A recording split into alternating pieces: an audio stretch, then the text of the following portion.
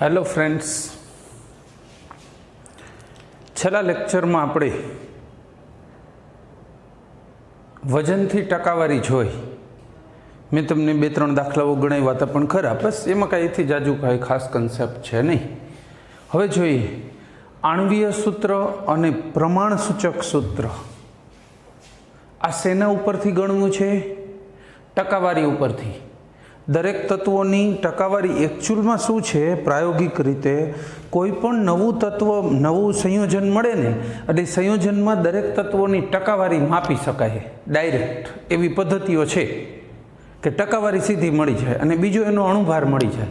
તો અણુભાર અને ટકાવારી ઉપરથી અણુસૂત્ર ગણવાનું હોય, એ ગણવાની પદ્ધતિ હવે શીખડાવું છું તમને. પ્રાયોગિક રીતે કઈ માહિતી અવેલેબલ થવાની છે? ટકાવારી અને એનું અણુભાર, એના ઉપરથી શોધશું શું? પ્રમાણસૂચક સૂત્ર અને અણુસૂત્ર. એ કઈ રીતે શોધવાનું એ જ બસ શીખવાનું છે કે આ કામ કઈ રીતે કરી શકાય. હું 1-2 ઉદાહરણ લઈને તમને સમજાવી દઉં તો બહુ ઇઝીલી ખ્યાલ આવી જશે, કારણ કે ગાણિતિક છે એટલે હિસાબ બહુ ઝડપથી થઈ જાય છે. એના માટે પહેલાં રકમ લખો. એક કાર્બનિક પદાર્થમાં હું તમને એના માટે છે ને પેલો ઇથેનોલના ટકા જ પહેલાં આપી દઉં છું.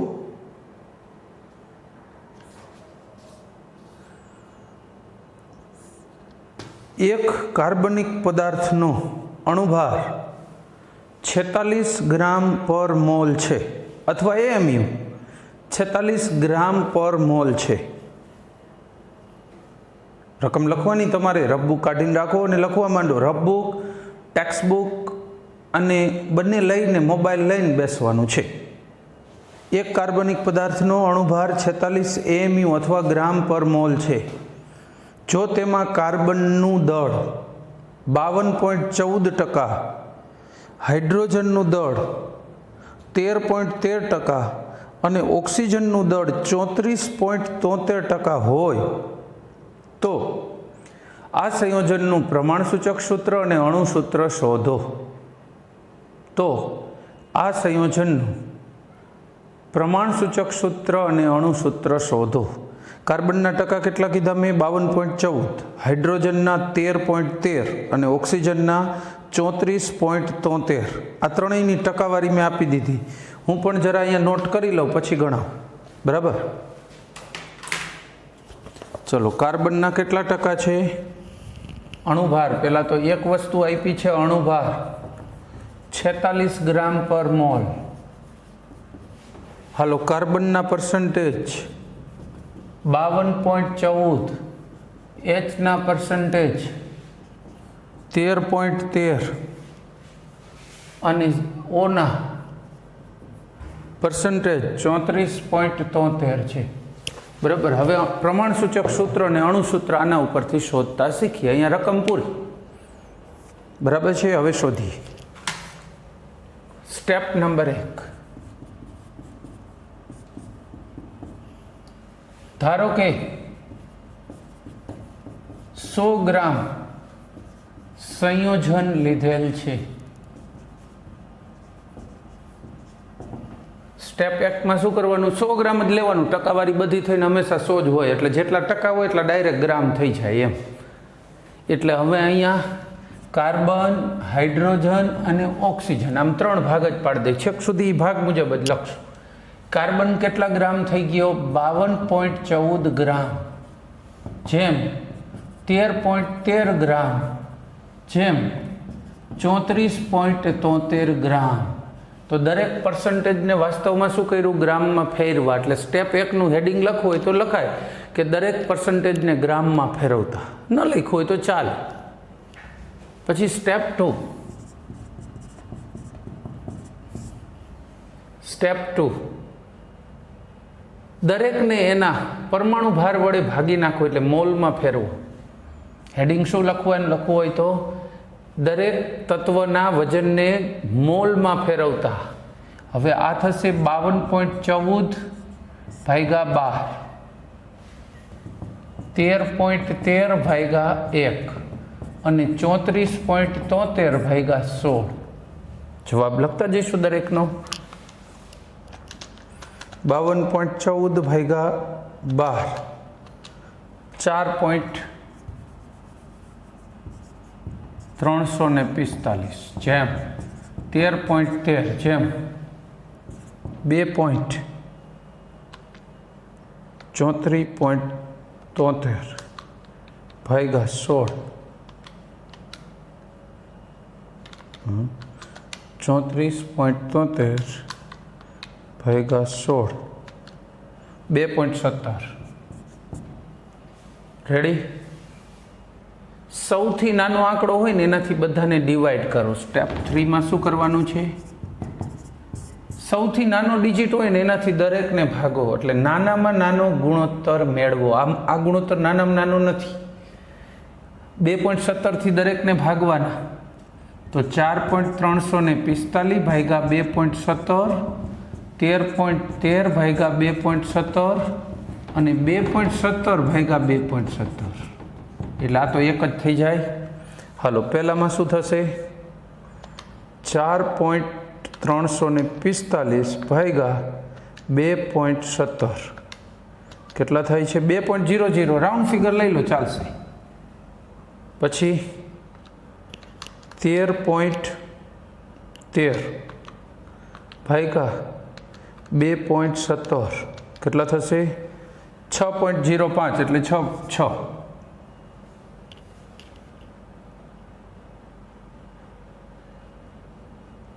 રેડી? જો રાઉન્ડિંગ કરવું પડે એમ હોય, 6 પોઈન્ટ સમથિંગ હોય તો એને રાઉન્ડિંગ કરીને લખી લો, અથવા 6.5 હોય તો બધાને 2 થી ગુણી નાખવાના, એટલે રાઈટ ફિગર જોઈ છે આપણે। 2/6/1 આવી ગયું। સ્ટેપ 4 જરૂર નથી ચોપડીમાં જેમ સ્ટેપ આપ્યું એટલે એમાં આપણે એ જ કરીએ, કામ આ રીતે ક્રમમાં પકડી રાખો એટલે થઈ જશે। સ્ટેપ 4 પ્રમાણ સૂચક સૂત્ર। પ્રમાણ સૂચક સૂત્ર બસ હવે સીધું લખી શકશું। હાલો, પહેલું તત્વ કાર્બન કેટલા લઈ લઉં? 2, પછી હાઇડ્રોજન 6 અને ઓક્સિજન 1। રેડી? સૂત્રભાર 12 દુને 24 આનો, 6 હાઇડ્રોજનનો 16 આનો, 24 ને 16 40 ને 6 46 AMU। પછી સ્ટેપ 5 n શોધવાનું। n બરાબર અણુભાર ભાગ્યા સૂત્રભાર। દર વખતે અણુભાર આપણને આપેલો હશે 46 ભાગ્યા સૂત્રભાર 46, તો n ની કિંમત 1 આવી। હવે સ્ટેપ 6 અણુસૂત્ર બરાબર n ગુણ્યા પ્રમાણ સૂચક સૂત્ર। ચલો, n એટલે 1, પ્રમાણ સૂચક સૂત્ર છે C2H6O, એટલે C2H6O। બસ આ જવાબ, અણુસૂત્ર મળી ગયું। પ્રમાણ સૂચક સૂત્ર માંગ્યું હોય તો આ જવાબ છે, અણુસૂત્ર જોઈ તો આ છે, n ની કિંમત જોતી હોય તો 1। અહીંયા દાખલો પૂરો લ્યો, આટલો ઇઝી દાખલો છે, બધા લોકો આમાંથી નોટ કરી લો। બીજો હું તમને લખાવું મારી રીતે, બુકમાંથી નહીં, રકમ પણ ટકાવારી હું આપીશ મારી રીતે। તમારે રકમ મારી પાસેથી લખવાની, પછી જાતે ગણવાનું, પછી હું ગણાવું એના ચેક કરવાનું। પહેલાં અત્યારે આ એક ઓકે કરી લો, વિડીયોને પોઝ કરવાનું, લખી લેવાનું, બરાબર? એના માટે મારે બહુ વેઇટ કરવાની જરૂર નથી, તમે પોઝ કરી દો વિડીયો અને લખી લો, બહુ ઇઝી છે।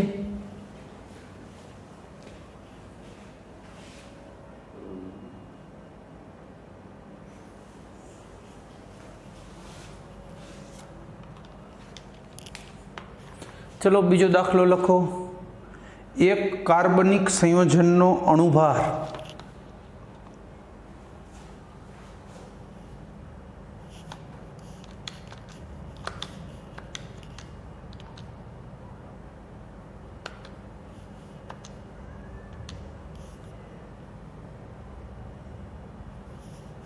$147 ગ્રામ પર મોલ છે। 147 ગ્રામ પર મોલ છે।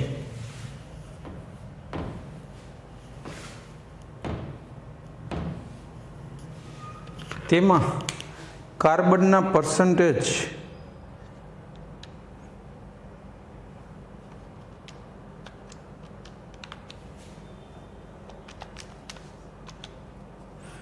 $48.98 છે। હાઇડ્રોજનના પર્સન્ટેજ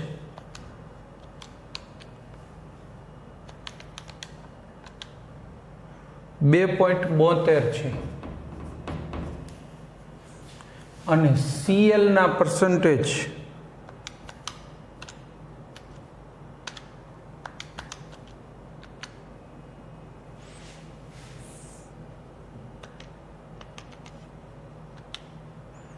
48.30 છે।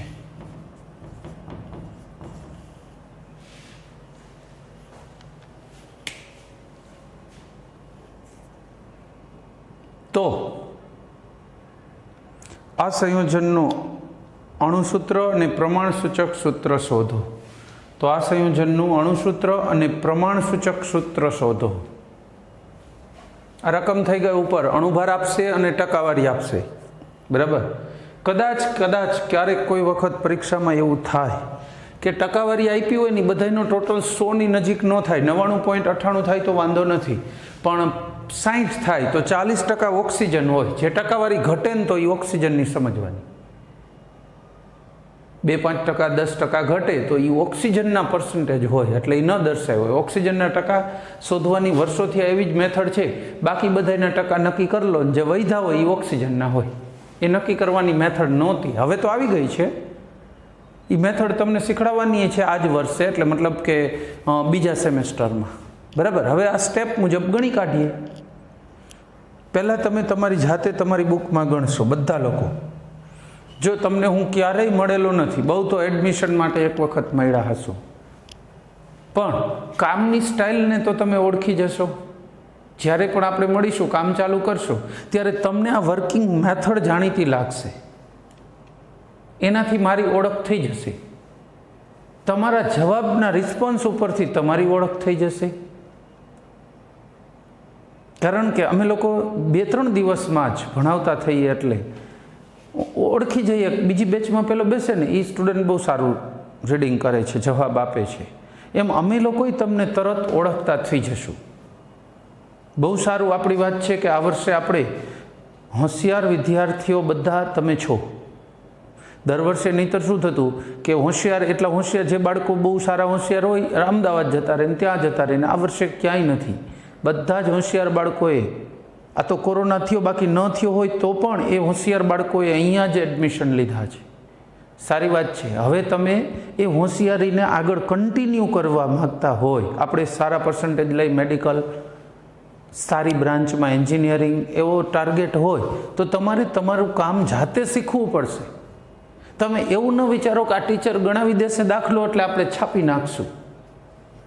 એ છાપવાવાળા માંડ પાસ થાય, છાપે નહીં, બેઠા જ રહે, ખાલી વિડીયો જોઈ નાખે, ભણતા હોય ત્યારે એ જ રીતે ખાલી બેઠા હોય, એ તો પાસે ના થાય। સાયન્સની અંદર જો તમને હું આ રકમ લખાવું છું, આગળનો દાખલો ગણેલો છે, હવે એવો ગણવાની જો તમારી માનસિક તૈયારી છે ને તો તમને કોઈ બીટ નહીં કરે।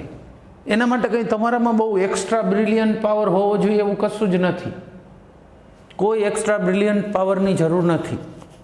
ખાલી અમારી સાથે રહ્યો, જે એક ચાલે એટલે આગળનું સ્ટેપ તમે માંડી શકો ને, ધેટ્સ ઓલ। તમને એક પગલું ભરાવતા શીખડાયું, હવે તમે બીજું પગલું જાતે ઉઠાવશો ને તો કોઈ તમને બીટ નહીં કરે। ચલો, અહીંયા કાર્બન, હાઇડ્રોજન અને ક્લોરીન લેવાના છે। કાર્બન, હાઇડ્રોજન અને ક્લોરીન।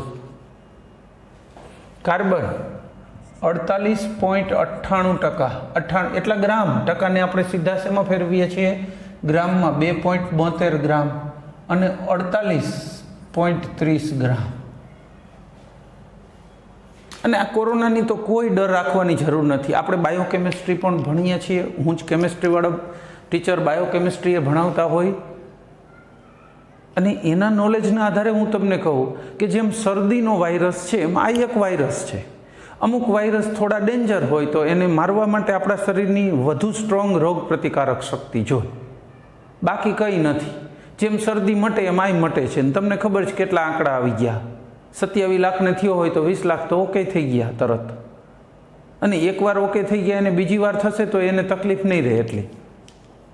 જે લોકોને બીજી કોઈ તકલીફ હોય અને આ તકલીફ થાય એને જ પ્રોબ્લેમ છે. એટલે તમારે કંઈ એટલું ગભરાવાની સ્ટુડન્ટે કોઈ જરૂર નથી. તમારે કામે ચડી જાઓ, કામ કરો, શરદી માથું તાવ હશે તો એ મટી જશે, ડોન્ટ વરી. એનું કારણ છે આપણા શરીરમાં એટલી રોગપ્રતિકારક શક્તિ હોય જ છે. ગામડાથી આપણા બધા વિદ્યાર્થીઓ છે, બરાબર, મોટાભાગના બધા, આપણે તો ગામડાના જ છે બધા, પાટડી. આ વિદ્યાર્થીઓમાં શરદી થાય ને તરત દવાખાને દોડે એવા તો કોઈક જ હશે.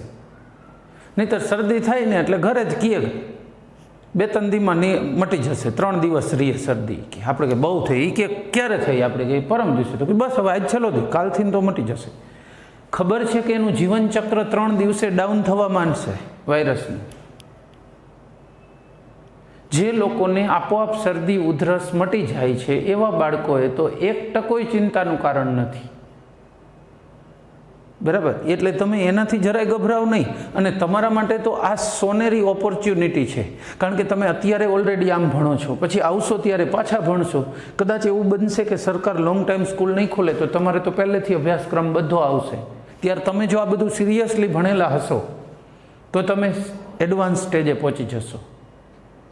મોટા ભાગના બાળકો, જો એને સરકારી પ્રાઇવેટના સીમાડા નડતા નથી, પણ મોટા ભાગના બાળકો કામ નથી કરતા હોતા. આવા સમયે તમે કામ કરીને આગળ આવી જાઓ, અમે પણ રાજી થઈશું, તમારા મા બાપે રાજી થશે, બરાબર છે.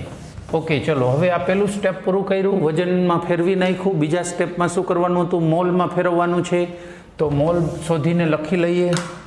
દરેકના મોલ લખવા માટે શું કરવાનું છે? 48.98 ગ્રામ ભાગ્યા 12, 2.72 ભાગ્યા 1, 48.30 ભાગ્યા 35.5 પરમાણુ ભારથી ડિવાઈડ કરી દીધા. ડિવાઈડ કરીને લખતા જઈએ. 48.98 ભાગ્યા 12, 4.08 મોલ. હવે આ મોલ થઈ ગયા, જો 2.72 મોલ, 48.30 ભાગ્યા 35.5, 1.36 મોલ.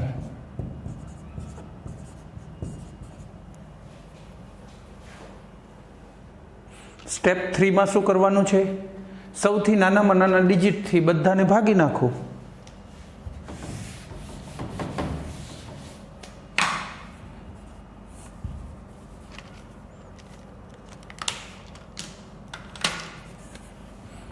.08 ભાગ્યા 1.36, 2.72 ભાગ્યા 1.36,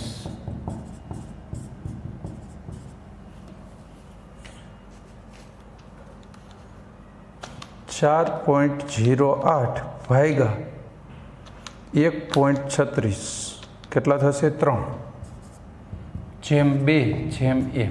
રેડી? આટલું બસ. હવે તો પ્રમાણ સૂચક સૂત્ર સહેલાઈથી લખી શકીશું.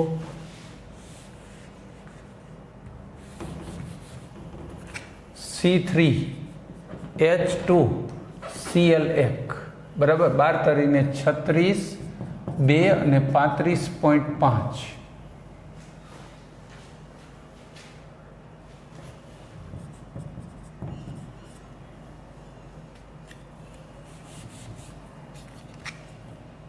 અણુભાર છે 147 ભાગ્યા 73.5 એટલે 2 થાય.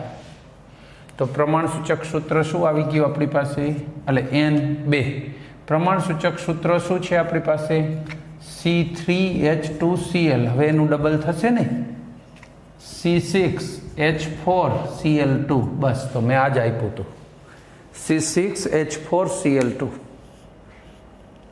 આ આપ્યું હતું. રેડી? આ સાથે આપણું અણુસૂત્ર અને પ્રમાણ સૂચક સૂત્ર શોધવાનું કામ પૂરું થાય છે, બરાબર છે. ત્યાર પછી વાત કરીશું તત્વયોગમિતિ અને તત્વયોગમિતીય ગણતરીઓ. તત્વયોગમિતિ અને તત્વયોગમિતીય ગણતરીઓ જોઈએ. આવડી જશે ને આ રીતે? બરાબર, બહુ સહેલું છે. દિલથી થોડી મહેનત માગે છે, બાકી કોઈ ચિંતાનું કારણ નથી. સાયન્સ જેને પણ રખાયું છે એના માટે કોઈ જ ચિંતાનું કારણ નથી. ફરક શું છે? તમે સાયન્સ રાખો છો, સિરિયસ છો તો કોઈ પ્રોબ્લેમ નથી. સાયન્સ રાખો છો ને પછી રખડવું છે, કામ નથી કરવું, ત્યારે જ પ્રોબ્લેમ થાય. બાકી એવા બાળકો ખૂબ પાસ થઈ ગયા છે, સારા માર્ક લઈ આવ્યા છે, જેને સાયન્સ નહોતું રાખવું, ઘરેથી પરાણે રખાવી દીધું છે. એના ખૂબ સારા માર્ક હશે, કારણ કે કામે ચડી ગયા. રખાયું ગમે એને હોય, પરાણે હોય કે જાણી જોઈને રાખ્યું, પણ જે પછી કામે ચડી ગયા ને એનું રિઝલ્ટ બેસ્ટ છે. Don't worry. બરાબર. બીજું, સાથે કામ રાખો બસ. તત્વયોગમિતિ અને તત્વયોગમિતીય ગણતરીઓ. ઘડી તત્વયોગમિતિ કોને કહેવાય? Mall ratio. તત્વયોગમિતિ શબ્દ સ્ટોઇચિયોમેટ્રિક રેશિયો કહેવાય, તત્વનો રેશિયો. દાખલા તરીકે કોઈ પણ રાસાયણિક પ્રક્રિયા હોય, જેમ કે જો Fe પ્લસ O2 Fe2O3 બને છે, તો આ પ્રક્રિયા બેલેન્સ નથી બંને તરફ, અને બેલેન્સ કરવું એને તત્વયોગમિતીય સંબંધ કહેવાય, ગણતરી કહેવાય. જેમ કે જો આ 3 ઓક્સિજન અહીં 2 છે, 2 ને 3 થી ગુણું અને 3 ને 2 વડે એટલે 6 ઓક્સિજન થઈ ગયા, 4 Fe. બસ આ એને બેલેન્સ કરવાની પદ્ધતિ 9માંથી શીખતા આવી છે. આ પદ્ધતિ કાંઈ અત્યારે ભણાવવાની જરૂર નથી, ખાલી બેલેન્સ કરીએ છીએ. આને તત્વયોગમિતિ કહેવાય. એટલું જ કહેવાનું છે. આનાથી ખબર શું પડે કે આ 4 મોલ હોય ને Fe, તો આ કેટલા મોલ જોઈ? 3 મોલ O2 જોઈને આ 2 મોલ બને. O2 ગેસ હોય નોર્મલી. STP એટલે સ્ટાન્ડર્ડ ટેમ્પરેચર અને પ્રેશર. આખી દુનિયામાં એક કોમન ટેમ્પરેચર સ્વીકાર્યું છે 0 ડિગ્રી સેલ્સિયસ, અને 25 સેલ્સિયસ 0 ડિગ્રી તાપમાન અને દબાણ રહેશે, એક વાતાવરણ દબાણ. આને સ્ટાન્ડર્ડ ટેમ્પરેચર ને પ્રેશર કીધું છે. સ્ટાન્ડર્ડ ટેમ્પરેચર ને પ્રેશર હોય ને ત્યારે કોઈ પણ વાયુનું કદ 22.4 લીટર હોય, તો 3 ગુણ્યા 22.4 લીટર લઈ લ્યો ને STP એ, તોય ચાલે, પ્રક્રિયા થઈ જાય. બસ આને તત્વયોગમિતિ કહેવાય. આવા હિસાબ, આવી વાતો, જેમાં તમે કદના આધારે કહી શકો કે આટલું લઈ એટલે આ બનશે, વજનના આધારે કહી શકો, મોલ ઉપરથી સંખ્યા કહી શકો. આના 4 ઘટકો પ્રક્રિયા કરે તો આ 3 અણુ જોઈએ તો આ 2 અણુ બને. એટલે અણુની સંખ્યા ઉપર કહી શકાય, કદ ઉપર કહી શકાય, વજન ઉપર કહી શકાય. ઇમ્પોર્ટન્ટ છે કે તમે આ દરેક રીતે એને ડિસ્ક્રાઇબ કરી શકો છો. વજન, સંખ્યા અને અણુ અને કદ બધી રીતે ડિસ્ક્રાઇબ કરી શકાય. બીજું ઉદાહરણ પકડીએ. જો CH4, આનું દહન કરવું છે. આ પણ ગેસ છે, આ પણ ગેસ છે, તો આમાંથી CO2 અને પાણીની વરાળ બની છે. બરાબર, CO2 ગેસ અને પાણીની વરાળ પણ ગેસ. જરા બેલેન્સ કરીશું. કાર્બન 1, હાઇડ્રોજન 4 છે, તો આને 2 થી ગુણવાના. પદ્ધતિ આવડે છે તમને, આવી રીતે ગુણીને બેલેન્સ કરવાની. બરાબર, એને અખતરા પદ્ધતિ કહેવાય, ટ્રાયલ એન્ડ એરર. ઓલરેડી આવડે છે તો એમાં શું ટાઈમ બગાડવાનો? ગ્રીન બોક્સમાં આપી છે વિગત બુકમાં, કોઈ જરૂર નથી. ઓલરેડી તમને આવડે છે બેલેન્સ કરતા. હાલો, 4 હાઇડ્રોજન થઈ ગયા, 1 કાર્બન થઈ ગયો, ઓક્સિજન જુઓ 2 અહીંયા ને 2 આ, 4 થયા, 2 થી ગુણો 4 થઈ ગયા, તો વાત પૂરી થઈ. બેલેન્સિંગ થઈ ગયું ઓલરેડી. બરાબર, હવે શું કામ કરવાનું છે? આના આધારે આપણે તત્વયોગમિતિ જોવી હોય તો આ 1 મોલ સાથે આના 2 મોલની પ્રક્રિયા થઈ તો આ 1 મોલ અને આ 2 મોલ બની. કહી શકો 1 મોલ એટલે કેટલા ગ્રામ? અણુભાર જેટલું વજન. તો આ 12 ને 4 16 ગ્રામ લઉં ને, આનું અણુભાર O2 નો કેટલો? O નો 16, O2 નો 32 અને 2 O2 નો 64 ગ્રામ. તો આ 16 ગ્રામ લઈશ તો આ 64 ગ્રામ વપરાશે, અને આ બનશે કેટલું? 12 ને 16 દુ 32 એટલે 44 ગ્રામ, અને 4 હાઇડ્રોજન ને 2 ઓક્સિજન 36 ગ્રામ. કહી શકો આટલા આટલા ગ્રામ લઈને પ્રક્રિયા કરીશ તો એક પણ પ્રક્રિયક વધશે નહીં અને નિપજ આટલા ગ્રામ મળશે. બીજું શું કહી શકાય તો કે કદ ઉપર કહી શકાય ને. આ 22.4 લીટર એસટીપી એ કદ સમજવાનું. 22.4 લીટર લઉં 44.8 લીટર અને આ 22.4 લીટર બને અને આ 44.8 લીટર બને. કહી શકું કદથી પણ. આનો એક અણુ સંખ્યા કહીએ તો આ કેટલા અણુ ભાગ લેશે? 2 અણુ. આ કેટલા બનશે? 1 અણુ. આ કેટલા મળશે? 2 અણુ. તમે અણુની સંખ્યાના આધારે કહી શકો, કદથી કહી શકો, વજનથી કહી શકો, મોલથી કહી શકો. બસ આ જે કહેવાની પદ્ધતિ છે આને તત્વયોગમિતીય ગણતરી કહેવાય. કે ભાઈ આ હું 64 ગ્રામ લઉં છું તો આ મને કેટલું જોઈશે? 16 ગ્રામ. હવે હું તમને એમ કહું વાસ્તવિક રીતે તમારી પાસે આ 50 ગ્રામ હોય તો આ કેટલું જોઈશે ગણી શકો ખરા? હા, સીધી 83. 16 ગ્રામે 64 જોઈ તો 50 કેટલું? બસ એ ગણતરીને તત્વયોગમિતીય ગણતરી કહેવાય. અને આ તત્વયોગમિતિ છે જે દર્શાવ્યું. આની જરૂર પડશે આપણે આગલા કન્સેપ્ટમાં ખાસ. લિમિટિંગ રિએજન્ટ, સીમિત પ્રક્રિયક, એમાં ખાસ આની જરૂર છે આ વિગતોની. એટલે તમે આ વિગતનું શું કરી શકશો? આ રીતે તૈયારી કરીને રાખો કે ભાઈ આ 16 ગ્રામે 64 જોઈ છે તો આ 50 હોય તો આ કેટલું જોઈ, 100 ગ્રામ હોય તો આ કેટલું જોઈ. બસ એ હિસાબ કરતાં શીખીએ એને જ તત્વયોગમિતિ કહેવાય. એની તત્વયોગમિતીય ગણતરીઓ કહેવાય. બાકી સમીકરણ સાદી રીતે બેલેન્સ કરવાની વાત છે તો એ તો તમને મોસ્ટલી 9મા 10મામાં સમીકરણને એડજસ્ટ કર્યું હોય ને, કાર્બન ઓછો હોય તો સામે 2 ગુણીએ અથવા અહીંથી ગુણીએ, એમાં કંઈ કહેવું નથી. આ ખાસ જોવાનું છે. આ સાથે આપણો લેક્ચર પૂરો કરીશું. આવતા લેક્ચરમાં તમને આના પછીનો કન્સેપ્ટ સીમિત પ્રક્રિયક ભણાવીશ. બરાબર છે? ત્યાં સુધીમાં તમારે કદાચ એને રિફર કરવો હોય તો આગળ એક કન્સેપ્ટ રિફર કરીને રાખો. Thank you. જય હિન્દ.